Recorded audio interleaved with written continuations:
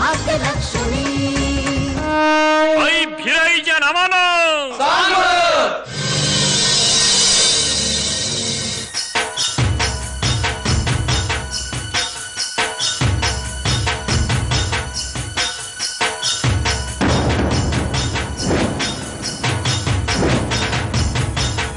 गुरु हे काय चाललंय?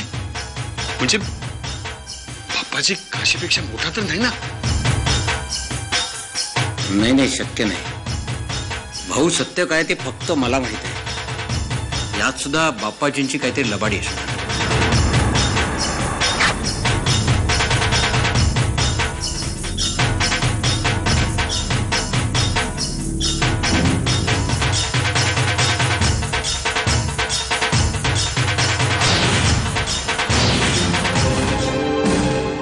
यंत्रानं दगा दिलेला दिसतोय. आता खरा कसोटीचा क्षण आहे.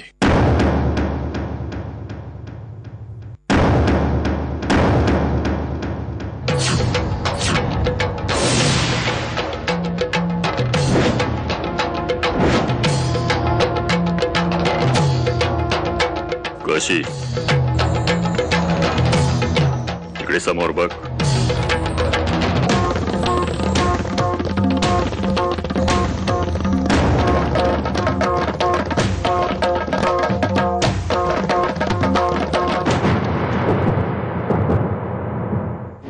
माझं परडं वर गेलं नाही तर धर्मावर जाईल.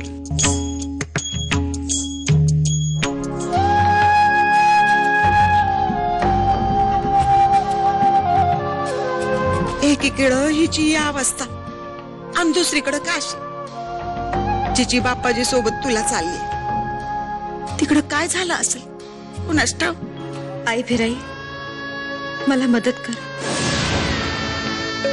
माझा जीव गेला तरीही चालेल, पण धर्मा भाऊजींना काही होता कामा नये. तू बाप्पाजीला या तुळे जिंकू दे. त्यांचं परडं वर जाऊ दे.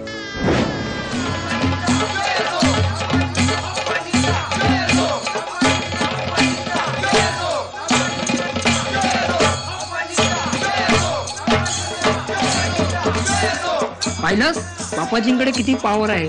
हे पॉवर बिवर काय नाही, त्यांना भिराई आई प्रसन्न आहे. या दोघांपैकी कोणी जरी हरलं असतं ना तरी आपल्या फायद्याचंच असतं. हो, पण तो बाप्पाजी जिंकलाय म्हणजे आता आपल्या डोक्यावर चढून बसेल. त्या बाप्पाजीला जमिनीवर कसं आपटायचं याचा विचार आपण नंतर करू. पण त्या काशीचा तर काटा काढला आणि आपल्याला वाटत होतं तशी कुठली दैवी शक्ती तिच्याकडे नाहीये. तशी कुठली शक्ती असती ना तर ही जिंकली असती. आई भिराईच्या नावानं आई भिराई आमच्यावर प्रसन्न आहे. सगळ्या गावानं पाहिलंय. तेव्हा आता शास्त्रात लिहिल्याप्रमाणे काशीच्या जलसमाधीची तयारी करा. मला वाटतं जे काही झालं ते भिराईच्या इच्छेने झालंय.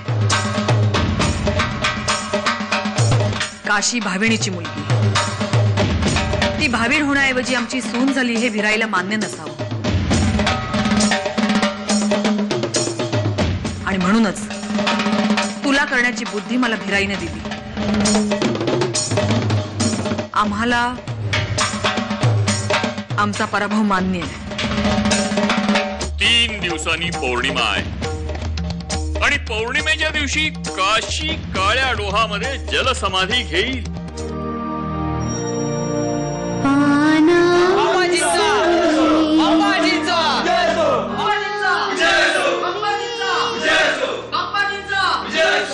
हे योग्य नाही भाऊ. यात सुद्धा काहीतरी लबाडी दिसते.